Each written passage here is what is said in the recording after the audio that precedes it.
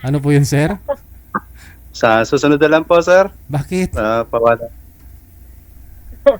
Bakit to? Okay na po, sir. Ayaw mo kay madam? Hindi naman po, sir. Tinatawag lang ako saglit, sir. Ha? Nang ano? Sino po tumatawag sa'yo? Tinatawag ka ng asawa mo? Nung kasama ko sa trabaho. Tinatawag ka ng kasama mo sa trabaho. Nasa trabaho Apo. ba kayo ngayon, sir, o sa bahay? Nasa trabaho ngayon. Oh? Ano po trabaho niyo, sir? Pang gabi ako ngayon sa construction. Ay, ganoon? Opo. Panggabi. Ano po yung ginagawa ninyo? Ano? Ano po yan? Condominium? Bahay lang po na medyo Ay, bawal ho yan. Kahit sa barangay, bawal hong gumawa ng gabi. Saka Easter Sunday ngayon. Easter Sunday. Bawal ho. Dapat bukas na. Relax po kasi, sir.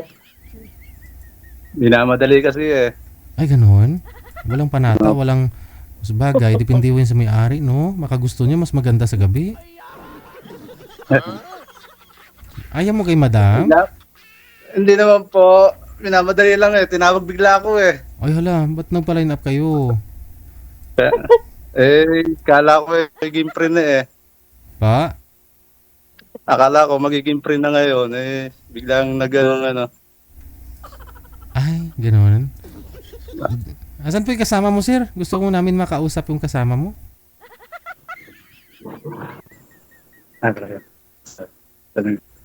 Shop mo dyan ka. Ano po kung tama dyan, sir? Eh, wala naman yung ginagawa yung kasama mo, ah. Meron, sir. Nagagay na lang po sa inyo. Ayaw mo kausapin si ma'am? Sayang, sir, oh. Dito na po kayo, oh. Oo nga po eh. Ito naman na bigla naman. Mamaya, kukunin ng iba to. Ayaw mo. Sige nga, ma'am. Magtanong po kayo kay sir, ma'am. Sige po. At, Tinatawag. sa next na lang po ako. Next na lang po. Ayaw niya eh. Ayaw niya sa akin. Pasensya na, sir. Oo, sige, sir. Sige. Ah. Reasonable naman trabaho ho yan, eh. Sige Sister ho. na lang akin, oh. Yung kasama na lang.